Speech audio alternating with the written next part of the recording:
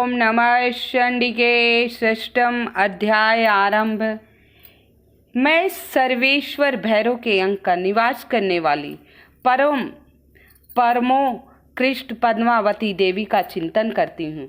वे नागराज के आसन पर बैठी हुई नागों के फणों पर सुशोभित होने वाली मणियों के विशाल माला में वह अपनी देहलता उद्भासित हो रही है। सूर्य के समान उनका तेज है। तीनों नेत्रों में शोभा बढ़ रही है। उनके हाथों में माला, कुंभ, कपाल और कमल लिए हुए। इस प्रकार देवी का ध्यान करते हुए छठे पाठ का अध्याय मैं आरंभ करती हूँ। ऋषि कहने लगे।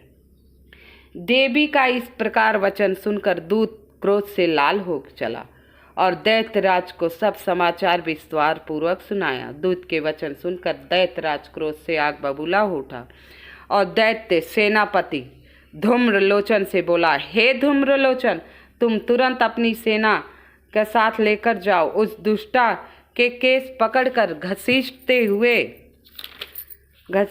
हुए बलपूर्वक यहाँ ले आओ। उसकी रक्षा करने के लिए यदि कोई सामने आए, वह चाहे देवता हो, यक्ष हो, गंधर्व कोई भी हो, उसको अवश्य मार डालना। ऋषि बोले। शुंभ की आज्ञा पाकर धूम्रलोचन दैत्य 60,000 असुरों की सेना लेकर चल पड़ा। वहां पहुंचकर उसने देवी को देखा, ललकारा, कहा, अरे तो शुंभ और निशुंभ के पास चल। यदि इस समय मेरे स्वामी के समीप नहीं चलेगी तो बलपूर्वक पकड़कर घसीटते हुए तुझे ले चलूंगा। देवी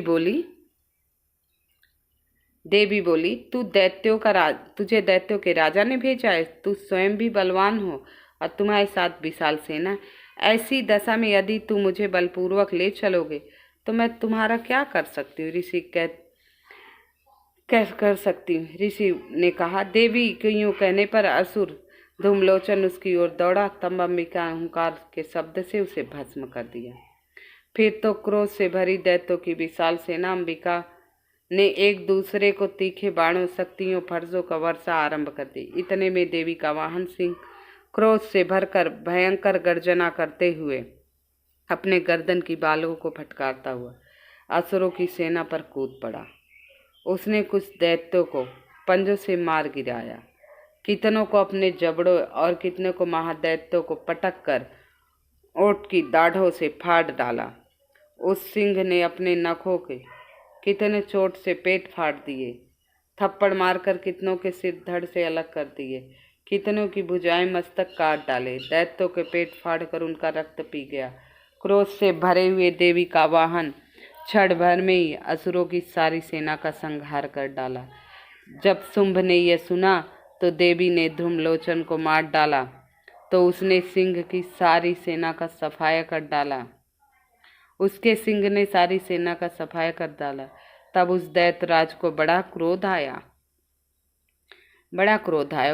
उसके ओठ कांपने लगे। उसने चंडमुंड नामक 2 महादैत्यों को आज्ञा दी कि तुम दोनों बड़ी सेना लेकर जाओ और उसके बालों को खींचकर बांध कर यहाँ ले आओ। यदि इस प्रकार उसे लाने में तुम्हें संदेह हो तो युद्ध में सब प्रकार के अस्त्र शस्त्र सारे असुर मिलकर उसे मार डालना।